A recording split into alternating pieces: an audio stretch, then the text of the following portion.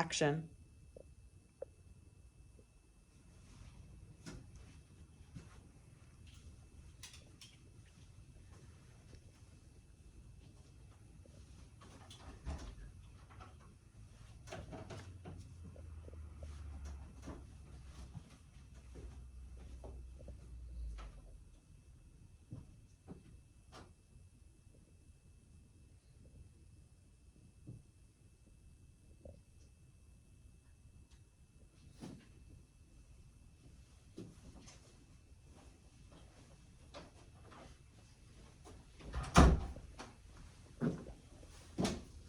Next, flea meat, honey.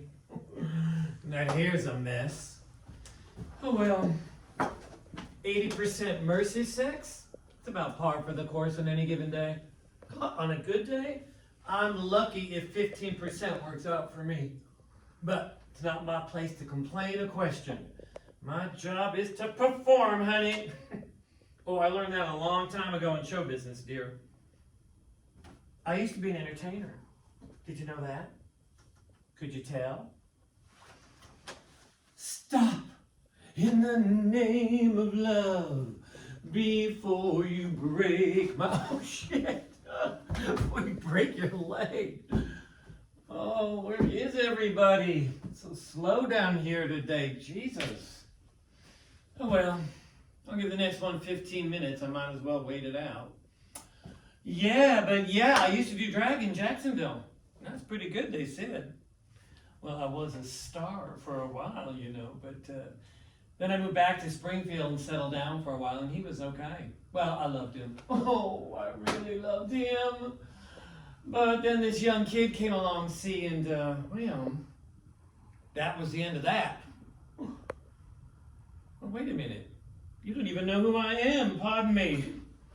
I'm Henry Wayne. They used to call me Henrietta Jane, but that was a long time ago before, well, you know, before all that other happened. And, well, I live with my mother now. Oh, she's got a real nice mobile home down at Bay Point. That's about 15 miles south of here. Oh, it's got a big porch on it, you know, good addition, and we get along okay. All's except I just can't stand her boyfriend. When he comes over, I just leave. I come here. That's why I'm here now. Oh, it's no fun being stuck in the living room of your mother's trailer while an idiot with body odor is fucking her to Thanksgiving and back in the bedroom. Ooh. There's not a television program in the world that sound. Oh, Jesus. Ooh. I mean, now I come here. Now, I used to go to the Kmart and shop, but that's before I found, ooh, it's air conditioned, but well, I've been at my mother's 6 months now, see, and, well, she says it's okay. Says we'll get another trailer. She owns a lot next door to her, says I can have it, but I may move to Daytona. I need some action, you know? I've got an uncle there, he's 73. Says I'd be good company. Ha! You don't know. Oh, but then one day I'd come across this place just by accident. I mean, I didn't have no idea.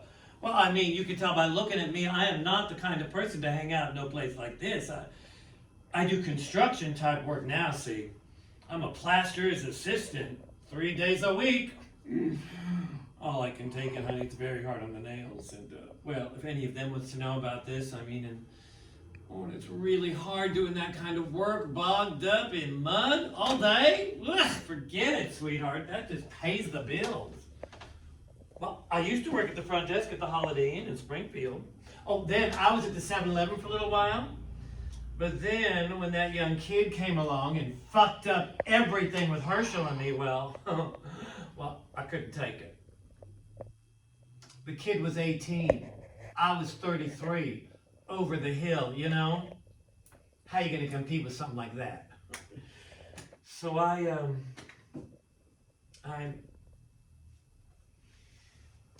might as well tell you, my nerves got bad, and it's mighty slow today. Maybe all the old men died. Oh, it was good when me and Herschel was together.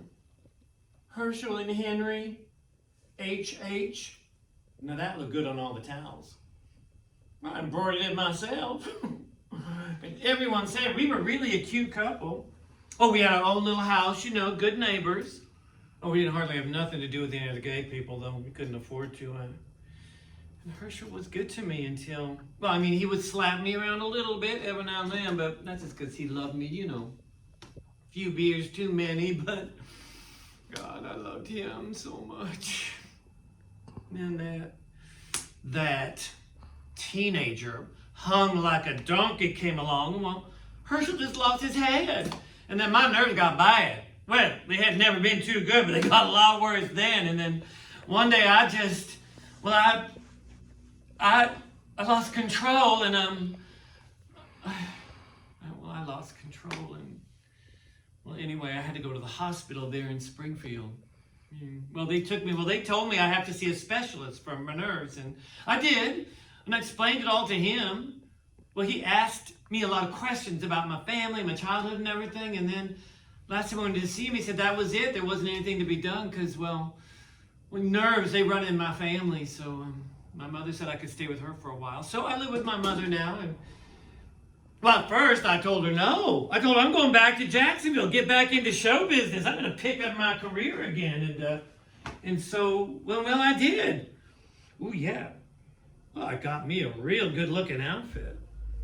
I got me a real good pair of heels, and oh, I just did one of my old numbers, just like.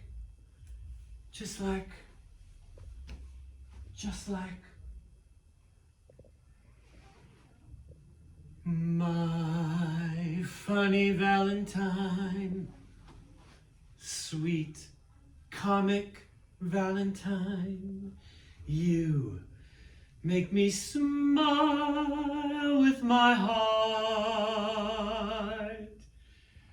just like I used to. Oh my God, they laughed at me. I mean, they really laughed. I mean, it just wasn't the same. Well, I got off that stage as gracefully as I could. I mean, I ran. I just went to the Y just like I was. Well, they stopped me at the front desk. They said women weren't allowed inside. I said, I ain't no woman, honey. I just went in, I got my stuff. I just come on home to my mother on the first Greyhound bus and let me get on to get out of that place. And, well, after the bus got out of Jacksonville, I retired to the toilet. Oh, I took off what I could of my makeup. I put on pants. I've been in them ever since, and I don't want no part, no more of no kind of show business. No, sir. Everything changes, you know. Everything changes, but my mama took me in, and well, things is better now. So I live with my mother now, and it's okay. So at first, you know, I came to her and I just stayed homeless and I watched TV. And I learned how to crochet. Mrs. Wilkins, who lives next door, she's 78, showed me how. Said I needed something to occupy my hands, but people have been real nice to me.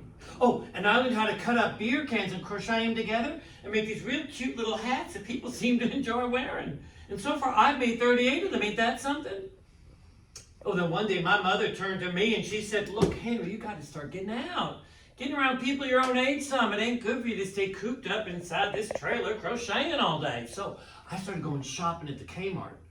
Oh, just every once in a while. Oh, I would wander around and around and around. Oh, then Mrs. Wilkins, she told me it was so pretty down here at the beach, so I drove down here one day and it was pretty. I started coming down here watching the sunset like today, and it is pretty, isn't it? Oh, it's so nice and quiet down here. Oh, then one day I had to take a piss seat real bad. Now, usually I don't like to go in public places. Them seats is all infected and everything, but I had to go real bad. I mean, it was practically running down my leg, so I just had to go in over there on a trot, honey, and well, I couldn't help but notice that someone had done some whittling in there.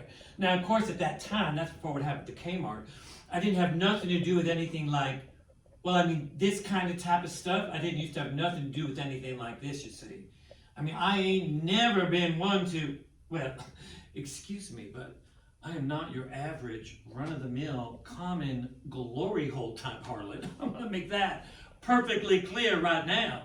Oh, such has always turned me off heretofore, but that was before what happened at the Kmart happened. Like, well, you know, before I realized about my mission and everything. Well, to make a long story short, I was doing my usual amount of killing time in the air conditioner at the Kmart. I was just lapping it up, honey, and went bang! Everything changed. Now, I was in the plastic flower department, see, and I was getting some stuff to make an arrangement for the top of the TV. Oh, my mother always wants me to do that kind of thing. She says I do it a lot better than she does. Well, anyway, I had 4 lime green marigolds in my left hand, and I just picked up 3 purple snapdragons when... Now, well, it was the damnedest thing. Now, you know, Kmart don't regularly carry tuna fish, but they had this huge stack of it at the end of the aisle next to the lingerie department. It was on a special. Blue Bay, 39 cents can, real good buy. Well, then I bent over to pick up a couple of tiger lilies, just as accent material, when... Now, all of a sudden, out of the clear blue sky, one of them cans of tuna fish exploded, honey. It just exploded. It blew a can out, which struck me side of the head. It knocked me backwards into a bank of red gladiolas. They had lots of them, but it knocked me out cold for a minute. Well, as I came to, there was a bunch of saleswomen hanging over me saying, "Are you all right? Are you all right?" Well, I didn't know what hit me. I didn't know if it was the end of the world or what. And as I started to speak, but I looked up past them women over kind of behind a display of Pampers. There was about an 80-year-old man who chose in that exact moment, you know, he wanted to take advantage of all the confusion and everything. He was exposing himself. I mean, didn't nobody see it but me? Ooh, he had a big old ruptured looking thing out, shaking it directly at me past the women's backs, and I at that moment, I smelled that exploded tuna fish. Well, I threw my head back and and then the women said, "What's wrong? What's wrong? What's wrong?" And I stood up. I knocked plastic flowers every which way, and I said, "I've just been hit in the side of the head by a flying can of tuna fish." No, that's the straw that broke the camel's back. I can't take it no more. It's my nerves. It's my nerves. It's my nerves. It's my nerves. Can't you see, you silly geese? It's my nerves. I can't help it. Well, I tore out of them flowers. I ran out of that store in the parking lot. I got into my mother's car. I drove down here and, well, the first one was here waiting for me. See, I realized in a flash when I seen that old man's exposure, well, it'd be a heap more better going for everybody involved if I got out from in front of that TV set, got off my ass, and started doing. So I've been coming down here ever since, administering mercy sex to any and all comers. Well, the man ain't walking I've turned down since that can of tuna fish hit me side of the head. Anyway, I realized in a flash when I seen that old man schlong, it came to me clear. I don't know how to explain it, but there's a mighty lot of suffering out there because, well, people can't find nobody to touch them. Where they needs to be touched, when they needs touching. So I just said to myself, I said, "Henrietta Jane, you go out and do your part for the suffering, miserable, and afflicted.